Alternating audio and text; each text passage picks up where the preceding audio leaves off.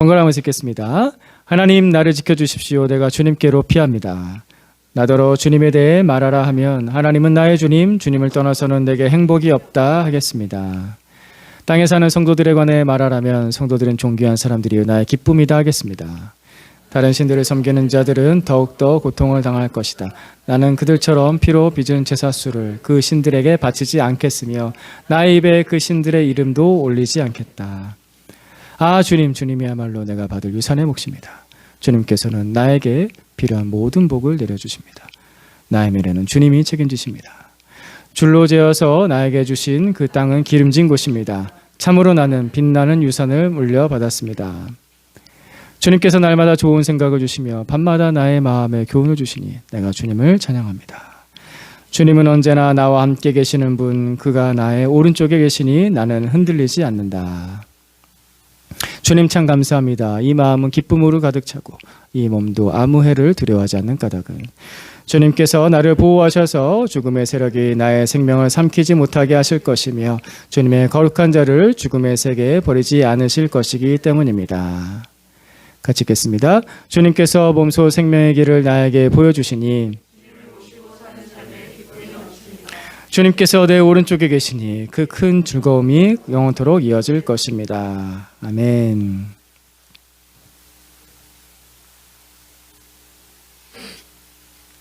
제가 지난주에 화요일에 데미안 허스트 전시회에 다녀왔습니다. 우리 박진미 자매님하고 박진은 자매님하고 같이 그 종로 쪽에 있는 그 미술관이죠, 전시관. 예. 큰 전시관이 있는데 거기에 다녀왔습니다. 데미안 허스트의 대표적인 작품이 이겁니다. 이게 모형으로 만든 게 아니라요, 실제 상어를, 살아있었던 실제 상어를 포르말데이드 용액 속에 그대로 넣어가지고 4m가 넘습니다. 그대로 넣어가지고 박제를 해놨습니다.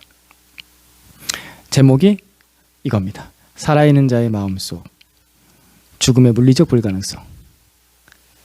제목이 독특하죠. 뭔가 알듯하면서도 이걸 뭐라 설명하기가 조금 애매한 느낌의, 뭔지 알 것 같죠. 뭘 얘기하는 거죠. 살아있는 자의 마음속, 죽음의 물리적 불가능성. 뭔가 살아는 있는데 죽음에 대해서는 어떻게 할 수가 없는 그런 걸 표현하려고 했던 것 같아요. 상어라는 것은 포식자죠. 그러니까 인간 입장에서 봤을 때는 죽음을 나한테 가져와 주는 존재입니다. 그러니까 두렵습니다. 근데 그 두려운 존재가 죽어 있습니다. 그러면은 죽음에 대한 두려움이 사라지는 거예요.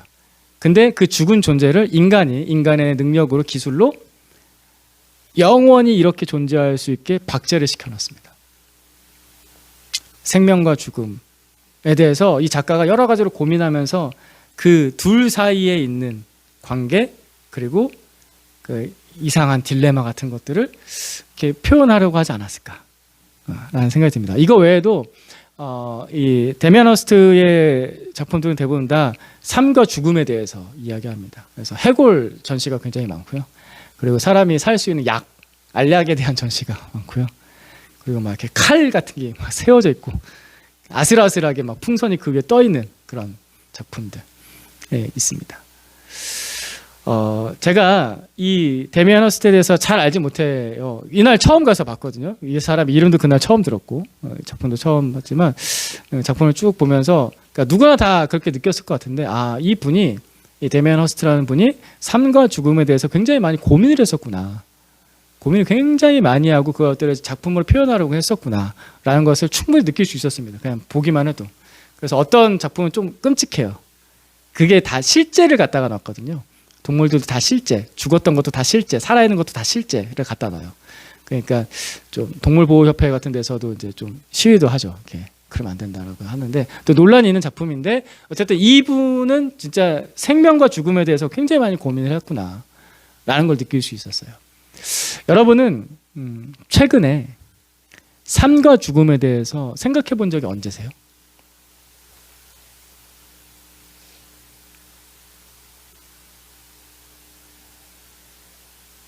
내가 산다는 것과 내가 죽는다는 것에 대해서 고민해 본 적이 언제세요? 최근에. 우리나라가 지금 현재를 기준으로 했을 때 결혼식은 하루예요. 하루 안에 결혼식이 끝납니다. 장례식은 보통 며칠 하죠? 3일 합니다. 왜 결혼식은 하루하고 장례식은 3일 할까요? 그냥 쉽게 생각을 해보면 결혼식이 더 좋은 날이니까 더 길게 해야 되잖아요. 옛날에는 길게도 했죠. 뭐 유대지방은 더 길게도 하고.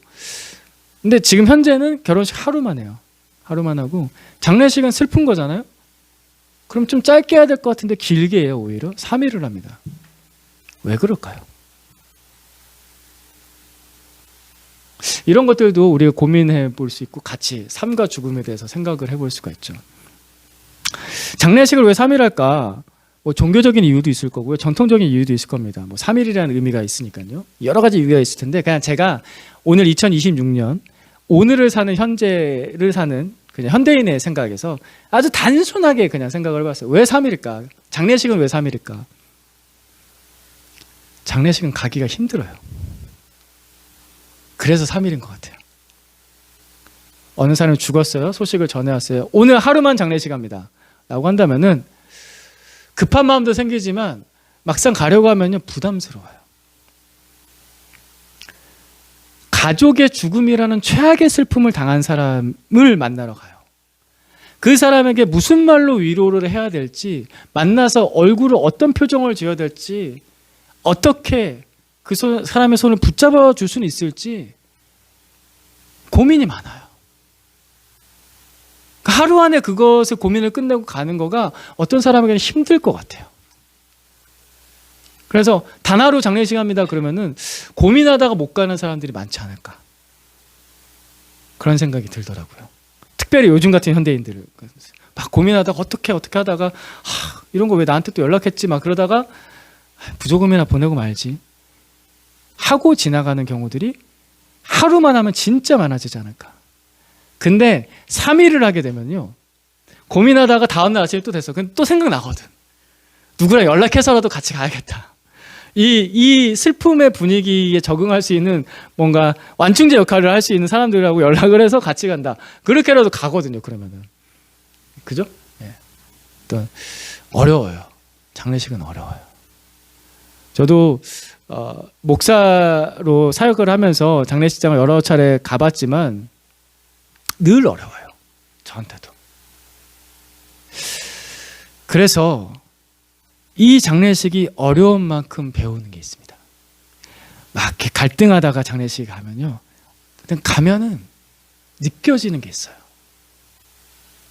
모든 사람에게 찾아오는 인생의 슬픔과 그때 필요한 위로와 그리고 지금 내가 살아있는 삶과 언젠가 다가올 나의 죽음에 대해서 배워요. 장례식장은 배우는 게 있습니다. 그래서 성경 말씀에서도 하나님께서 이렇게 말씀하셨습니다. 전도서 7장 2절 말씀 같이 한번 읽어보겠습니다. 시작. 초상집에 가는 것이 잔치집에 가는 것보다 더 낫다. 살아있는 사람은 누구나 죽는다는 것을 명심하여야 한다. 지혜의 말씀을 담은 전도서에서 초상집에 가는 게 더 낫다라고 가르쳐줍니다. 누구나 다 죽는다는 거 명심해야 된다.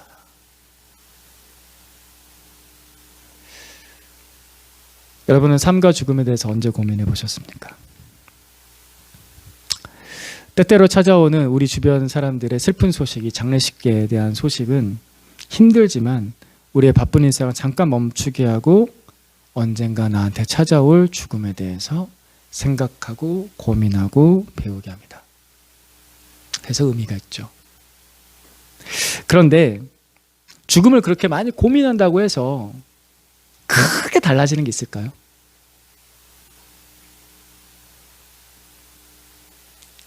죽음을 많이 생각하고 고민하면 죽음에 대한 답을 확실하게 찾을 수 있을까요? 죽음을 많이 고민한다고 해서 크게 달라지는 건 없어요. 달라진 건 아까 그런 고민, 삶에 대한 고민, 그리고 지금 오늘의 삶에 대한 감사, 이 정도가 있고요. 최종적인 결론은 똑같아져요. 결론은 고민한 사람도 죽고 고민 안 한 사람도 죽어요. 똑같아요. 죽음을 이길 사람은 아무도 없기 때문에. 아까 데미안 허스트의 작품을 봤는데 그 사람이 평생을 삶과 죽음에 대해서 고민을 하고 연구를 하고 그리고 이걸 작품을 어떻게 표현할까 우리보다 훨씬 더 많이 생각했을 거 아니에요. 그래도 그 사람에게는 죽음을 이길 답은 없어요. 그냥 그 어쩔 수 없는 죽음에 대해서 표현하는 것일 뿐 답을 가진 건 아닌 거죠. 우리 모두에게 죽음은 옵니다. 언젠가 반드시 죽음은 옵니다. 그 죽음이 나한테 올 때 어떻게 하시겠습니까? 시편 16편 1절 오늘 말씀입니다. 같이 한번 읽어보겠습니다. 시작. 하나님 나를 지켜주십시오. 내가 주님께로 피합니다. 아멘. 죽음은 자연스러운 거기도 해요. 근데 그 죽음이 나한테 다가오면요, 그거를 철학적으로 자연스러운 거지 하면서 받아들일 사람이 그렇게 많지 않습니다. 다윗이 수많은 전쟁을 겪었던 사람이잖아요. 이게 다윗의 시편입니다. 그 수많은 전쟁을 겪으면서 죽음의 위협을 많이 당했던 다윗이 죽음 앞에서 어떻게 대처했을까? 그 사람이 어떻게 대처했을까요? 성경에 보시면은 다윗이 죽음의 위기를 경험할 때마다 어떻게 대처했는지 그 내용들이 나옵니다. 많이 나오죠. 사무엘상하 그리고 시편. 그 다윗의 이야기들 보면은 그는 칼을 의지했습니까? 군사력을 의지했습니까? 내 옆에 훌륭한 경호실장을 의지했습니까? 다윗은 장군이었고 왕이었잖아요. 그리고 수많은 전쟁의 경험들이 있었고 그만큼 이 사람은 뭐 이스라엘 어떤 무술이 있는지 모르겠지만 그 무술에 있어서 검술에 있어서 뛰어난 사람이었을 거란 말이죠. 물맷돌도 엄청 잘 던지는 사람이에요. 근데 그는 장군이고 왕이었지만 그런 육체적인 힘과 전술도 다 가지고 있었지만 그는 하나님께 피했습니다. 장군에게 피한다라는 단어가 어울리지 않아요. 그죠? 우리 장군이 피한다 그러면 전쟁에서 승리하겠습니까? 우리 왕이 그 고대 시대에 전쟁을 많이 겪었어야 했을 앞장서서 나를 따르라 해야 되는 왕이 피한다 그러면은 사기가 올라갈까요? 그런데 다윗에게는 장군이었던 다윗에게는 왕이었던 다윗에게는 피한다가 답입니다. 하나님께 피한다가 답이었습니다. 그에게는 이것이 답이었다라고 그는 여러 차례 고백을 합니다. 하나님은 나의 산성 나의 방패. 맨날 하나님께 피해요. 나의 피할 피난처. 맨날 이렇게 얘기해요. 다윗은 맨날 하나님이 나의 피난처시는 게 답이다라고 얘기합니다. 다윗이 젊을 때 사울에게 피해 다녔죠. 도망쳐 다녔습니다. 그가 주로 도망쳐 다녔던 곳은 광야 그리고 동굴이었습니다. 다윗이 피난처로 삼을 곳이 광야랑 동굴밖에 없었을까요? 이것도 잘 생각해 봐야 돼요. 다윗이 만약에 자신의 아군들이 많은 자기 친인척들이 많은 성 그리고 군사력이 지금 잘 조성되어 있는 어떤 마을 그런 데로 피하면 더 좋지 않았을까요? 사울 왕이 쫓아와도 군사 딱 방패 쳐가지고 한 100명, 200명 자기를 둘러쳐서 이렇게 딱 막고 있으면 그게 더 안전하지 않았을까요? 왜 근데 다윗은 그 성으로 피하지 않고 군사가 많은 곳을 피하지 않고 아무도 없는 광야, 깜깜한 굴속 왜 거기를 피했을까요? 다윗은 거기서 뭐 했을까요? 시편이 150편으로 되어 있는데 거기에 많은 다윗의 시들을 보게 되면 다윗은 광야에서 굴속에서 하나님을 찾고 기도하고 찬양했습니다.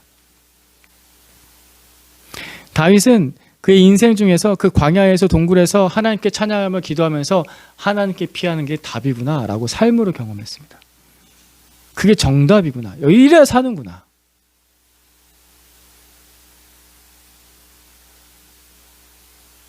아무도 없는 광야에서 혼자 계신 하나님, 거기에 홀로 있는 다윗, 거기가 가장 안전했습니다.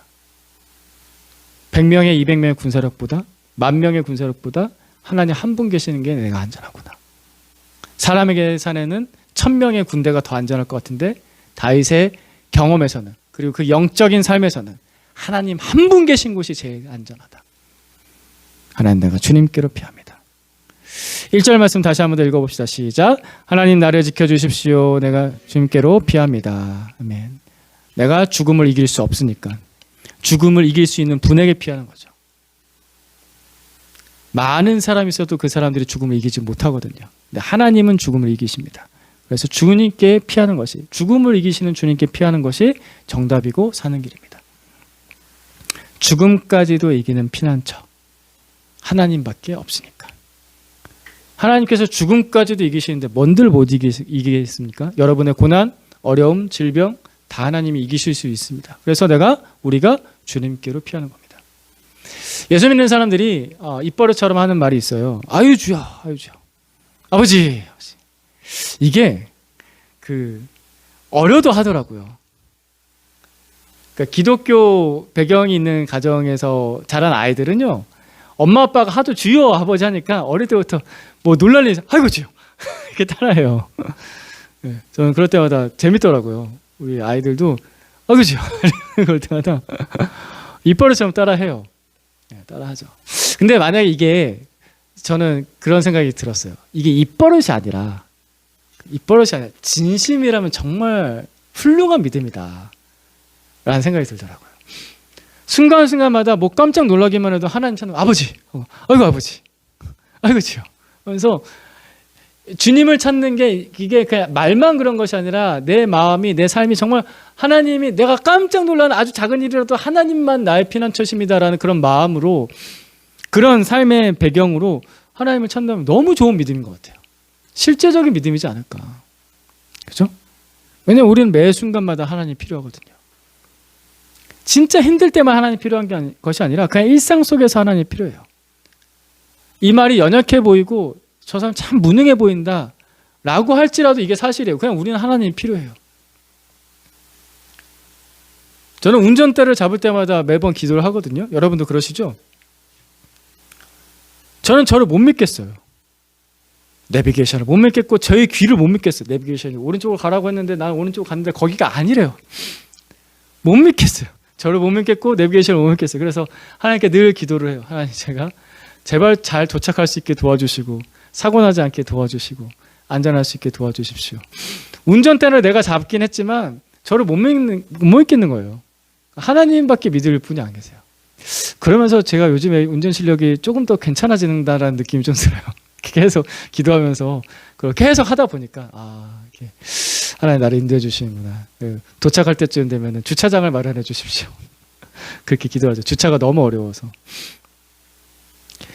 우리가 일상을 살아가는 매 순간마다 정말 주님을 찾고 아버지를 찾고 주님이 나의 피난처십니다 라고 고백한다면 진짜 좋은 믿음 같습니다. 이번 한 주 그렇게 한번 살아보시겠습니까? 여러분이 일하는 그 모든 환경 속에서, 어려움을 겪는 그 모든 자리에서, 그리고 평범한 그 하루하루 속에서 우리 이렇게 기도해 보는 거예요. 따라해 봅시다. 우리 이 말씀 같이 한번 읽어봅시다. 시작. 하나님, 나를 지켜주십시오. 내가 주님께로 필요합니다. 어려울 때만이 아니라 그냥 평범한 일상에서도 우리 주님이 나의 피난처이십니다. 우리 본문 말씀의 16편, 시편 16편의 뒷부분을 보겠습니다. 8절부터 11절까지 말씀. 이 말씀을 번갈아가면서 읽겠습니다. 제가 8절 읽겠습니다. 주님은 언제나 나와 함께 계시는 분, 그가 나의 오른쪽에 계시니 나는 흔들리지 않는다. 주님 참 감사합니다. 주님께서 나를 보호하셔서 죽음의 세력이 나의 생명을 삼키지 못하게 하실 것이며 주님의 거룩한 저를 죽음의 세계에 버리지 않으실 것이기 때문입니다. 주님께서 몸소 생명의 길을 나에게 보여주시니 주님께서 내 오른쪽에 계시니 이 큰 즐거움이 영원토록 이어질 것입니다. 아멘. 이 말씀에서 10절과 11절을 잘 보시면요. 10절에 먼저 앞에 부분에 주님께서 나를 보호하셔서 죽음의 세력이 나의 생명을 삼키지 못하게 하실 것이며, 하나님께서 나를 보호하시면 죽음이 나를 삼키지 못한다고 합니다. 그러니까 하나님께서 죽음을 이기시는 거죠. 그리고 내 생명을 지켜주신다는 거예요. 하나님께서 생명의 주인 되신다라는 것을 고백하고 있죠. 11절에서도 이렇게 말을 해요. 주님께서 친히, 주님께서 직접 생명의 길을 나에게 보여주시니, 하나님께서 직접 나에게 사는 길을 보여주신다. 살 길을 보여주신다. 라고 가르쳐 주시는 거죠. 그 다윗이 여러 가지 어려움과 고난과 죽음의 위협 가운데서 사는 길을 보여주시는 분은 하나님이시다. 다윗은 계속해서 하나님께서 생명을 주관하시고 나를 지켜주시고 그 생명의 주인 되신다라고 10절에서 11절에서 계속 그렇게 고백을 하고 있습니다. 그러면서 9절과 11절에서는 이렇게 얘기합니다. 그래서 하나님 때문에 내가 기쁩니다 라고 얘기하고 있어요. 9절 말씀 보시면요, 가운데 부분에 이 마음은 기쁨으로 가득 차고 생명의 주인이신 하나님께서 같이 계시기 때문에 내가 기쁨으로 가득 차고, 11절 말씀에서도 주님을 모시고 사는 삶에 기쁨이 넘칩니다. 끝에 부분에 또 얘기해요. 이 큰 즐거움이 영원토록 이어질 것입니다. 다윗은 군사력이 많아서 제가 기쁩니다라고 하지 않았습니다. 다윗은 왕이 되어서 기쁩니다라고 하지 않았습니다. 다윗은 내가 부자가 되고 성공해서 기쁘다고 하지 않았고, 그 모든 걸 다 가졌음에도 불구하고 생명의 주인이신 하나님께서 내 곁에 내 안에 나를 지켜주시니 생명의 주인이신 하나님 때문에 제가 기쁘고 즐겁고 이 즐거움이 영원토록 이어질 것입니다 라고 고백하고 있습니다. 뭐가 우리를 기쁘게 하고 뭐가 우리를 즐겁게 할까요? 돈 많이 벌면, 성공하면 우리가 보통 그렇게 생각해요. 그래서 사실 내 통장에 돈이 들면 좀 즐거워요. 그런 것도 있는데 진짜 영원히 이어지는 즐거움은 생명의 주인이신 하나님께서 내 곁에 계시다라는 것을 경험하고 느끼고 그렇게 하나님과 함께 살아갈 때, 그때 진짜 기쁜 겁니다. 그러면서 다윗이 두 번 반복해서 이 얘기를 또 얘기하는데, 8절과 11절 말씀 보시면요, 그가 나의 오른쪽에 계시니, 11절 말씀에서 보시면요, 주님께서 내 오른쪽에 계시니 두 번을 반복해서 얘기합니다. 하나님이 내 오른쪽에 계십니다 라고. 이 오른쪽이라는 말은요, 권세를 상징합니다. 힘, 오른쪽, 권세를 상징합니다. 그리고 오른쪽, 내가 누군가의 오른쪽에 있다, 누군가 내 오른쪽에 있다라는 것은 나랑 가장 가까운 사람, 내가 신뢰하고 내 삶을 의지할 수 있을 만큼의 사람, 그 사람이 내 오른쪽에 있다라고 말하거든요. 그래서 우리나라 표현에서도 내 오른팔이야 라고 하죠. 여기에는 두 가지의 의미를 똑같이 담고 있죠. 지금 이것처럼 힘과 친근함, 신뢰할 수 있는 존재라는 것을 의미합니다. 다윗은 그 표현을 하나님께 쓰고 있어요. 내 오른쪽에 하나님이 계신다. 내 권세는 하나님께 있는 거다. 하나님이 가장 든든한 나의 힘이시다. 그리고 또 하나, 하나님이 내 가장 친밀한 분이시다. 내가 믿고 의지할 수 있는 분, 내 오른쪽에 계신 내 하나님이시다. 이 사람이 안전합니다. 이 사람의 즐거움은 영원토록 이어집니다. 그래서 우리의 피난처, 우리의 쉼은 하나님께 있는 겁니다. 다윗처럼. 다윗이 자신의 인생을 오랫동안 살아보면서 이 고백을 했다는 것은 우리한테 참 좋은 거예요. 아, 그렇게 살면 진짜 영원토록 즐겁구나. 보장이 되니까. 우리가 보통 육체의 본능을 따라서 쉬는 자리를 찾아갑니다. 그래서 우리가 휴가라는 걸 내고 여행이라는 걸 다닙니다. 필요해요. 휴가도 필요하고 여행도 필요해요.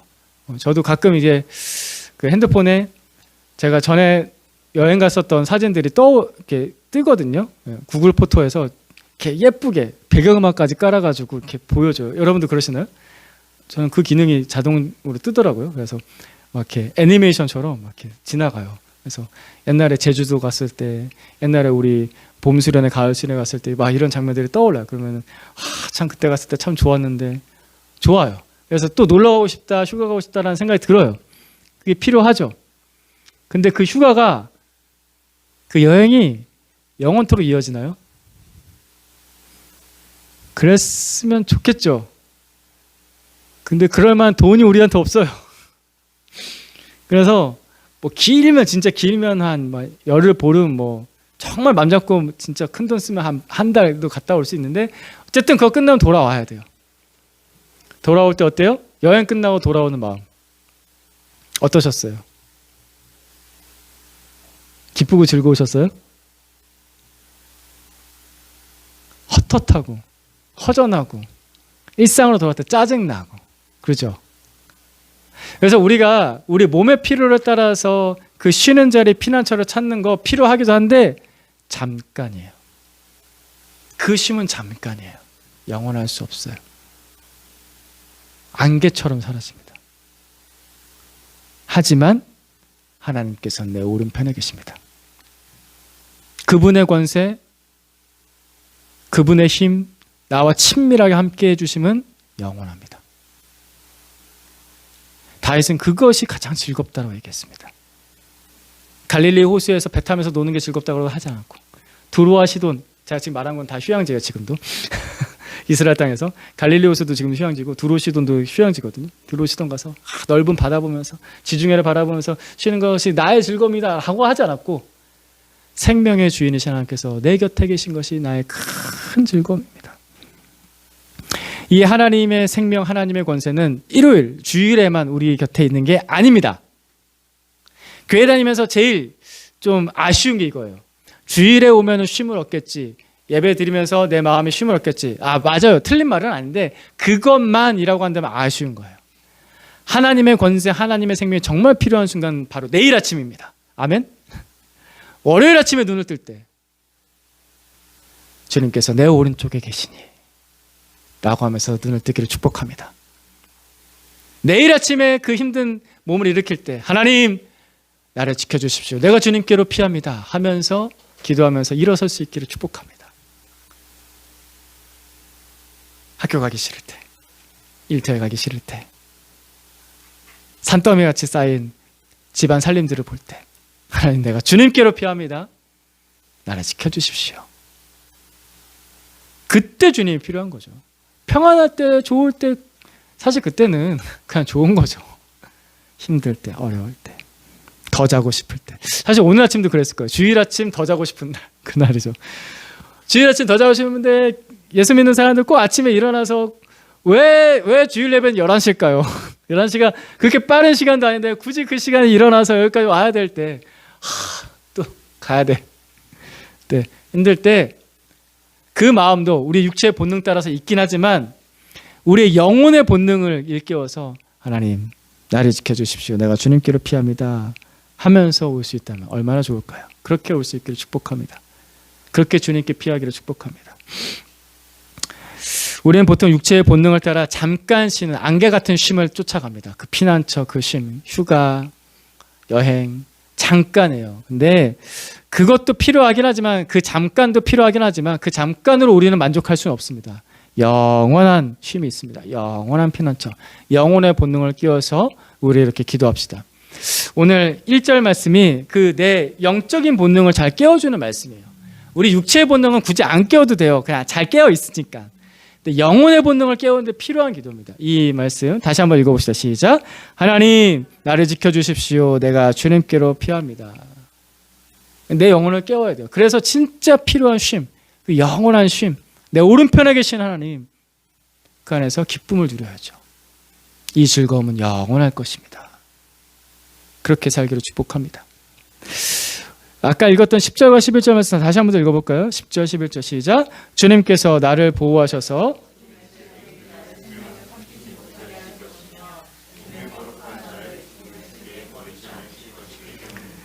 주님께서 몸소 생명의 길을 나에게 보여주시니 주님을 모시고 사는 삶에 기쁨이 넘칩니다. 주님께서 내 오른쪽에 계시니 이 큰 즐거움이 영원토록 이어질 것입니다. 아멘. 이 말씀에서 10절 말씀을 보시면요, 일단 10절 말씀의 주어는 제일 앞에 있습니다. 주님께서, 그죠? 주님께서 빨간 글씨 보시면 주님의 거룩한 자를 죽음의 세계에 버리지 않으실 것이다. 주님께서 주님의 거룩한 자를 죽음의 세계에 버리지 않으실 것이다. 이 말씀은 예언의 말씀입니다.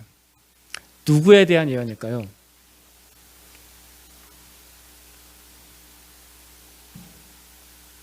누구에 대한 예언일까요? 예, 예수님이에요. 예, 아시겠습니까? 그래서 사도행전 13장에서 이 말씀을 인용해서 예수 그리스도의 부활이 이 말씀이 이루어진 성취다라고 말씀을 선포를 합니다. 주님께서 주님의 거룩한 자를 죽음에 버리지 않으실 것이다. 예수 그리스도의 부활을 예언한 말씀입니다.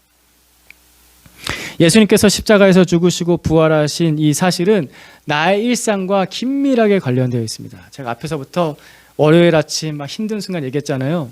그 부활의 생명이 내가 정말 필요한 순간이 내 매일매일이라는 거예요. 부활이 저 멀리서 언젠가 부활할 거야 라는 교리가 아니라 예수 그리스도께서 죽음을 이기시고 부활하신 그 생명이, 그 충만한 생명력이 월요일 아침에, 화요일 아침에, 수요일 아침에, 목요일 아침에, 금요일 아침에, 그리고 주일 아침에 필요한 거예요. 내가 아프고 힘들 때, 질병의 고통을 받을 때 그 부활의 생명이 날마다 필요한 거예요. 다윗처럼 하나님 나를 지켜주십시오. 내가 주님께로 피합니다. 우리는 그 부활의 생명으로 오늘도 살고 내일도 살고 그리고 앞으로도 영원히 살 것입니다. 예수 그리스도의 부활의 생명으로 내가 피난처를 삼아서 사는 사람은 이 말씀이 그대로 나한테 그대로 적용이 되기 시작하는 거예요. 10절 말씀 다시 한번 더 읽어볼까요? 시작. 주님께서 나를 보호하셔서 죽음의 세력이 나의 생명을 삼키지 못하게 하실 것이며 주님의 거룩한 자를 죽음의 세계에 버리지 않으실 것이기 때문입니다. 나도 죽음에 버려지지 않을 것입니다. 우리가 예수 그리스도를 믿기 때문에, 예수 그리스도 안에 있기 때문에 나도 죽음에 버려지지 않을 겁니다. 그 삶을 오늘도 내일도 사는 거예요. 나중에 살 게 아니라 지금 사는 거고 내일도 그렇게 사는 겁니다. 그리고 나면은 마지막 날 영광스러운 부활의 날, 여기는 우리 모두가 다 부활을 해서 이 기도로, 이 찬양으로 또 하나님께 올려드릴 거죠. 주님께서 우리를 죽음의 세계에 버리지 않아 주셔서 감사합니다. 언젠가가 아니라 이 찬양은, 이 기도는 오늘 부를 찬양, 오늘 드릴 기도입니다. 죽어도 다시 사는 생명, 예수 그리스도의 그 부활의 생명이 나의 피난처입니다. 그래서 내일 아침에 이렇게 기도하면서 눈을 떴으면 좋겠습니다. 같이 한번 읽어봅시다. 다시 한번 더 시작. 하나님 나를 지켜주십시오. 내가 주님께로 피합니다. 아플 때 뭐 의사 찾을 수 있죠. 근데 의사 찾으러 가는 때에도 찾으러 가기 전에 이렇게 먼저 하는 거예요. 하나님 나를 지켜주십시오. 내가 주님께로 피합니다. 그러니까 입버릇이 아니라 그냥 진심을 담아서 하나님 나를 지켜주십시오. 내가 주님께로 피합니다. 힘든 사람 대할 때, 이 사람 어떻게 하지? 하나님 나를 지켜주십시오. 내가 주님께로 피합니다. 이 기도를 하면서 일주일을 살아갈 수 있다면 참 좋겠습니다. 잊지 말고 영혼의 본능을 끼워서 내일 아침에 이 기도하면서 한번 일어서서 봅시다. 이런 외워야 돼요. 그러려면은 외워야 돼요. 한 번 더 한번 해볼까요? 읽어볼까요? 시작. 하나님 나를 지켜주십시오. 내가 주님께로 피합니다. 눈을 감고서 우리 하나님께 기도하는 마음을 한 번 더 해볼까요? 시작. 하나님 나를 지켜주십시오. 내가 주님께로 피합니다. 하나님 나를 지켜주십시오. 내가 주님께로 피합니다. 주님, 이 말씀처럼 오늘도 내일도 주님께 피하여 살기 원합니다. 죽음을 이기시고 부활하신 우리 주 예수 그리스도의 그 생명에 의지하여 아플 때, 힘들 때, 상처받고 어려울 때, 인생의 걸음걸음이 너무나 무거울 때 주님을 찾습니다. 하나님, 우리를 지켜주십시오. 우리가 주님께로 피합니다. 예수의 그 부활의 생명 안으로 피합니다. 감사합니다, 주님. 예수님의 이름으로 기도드립니다. 아멘.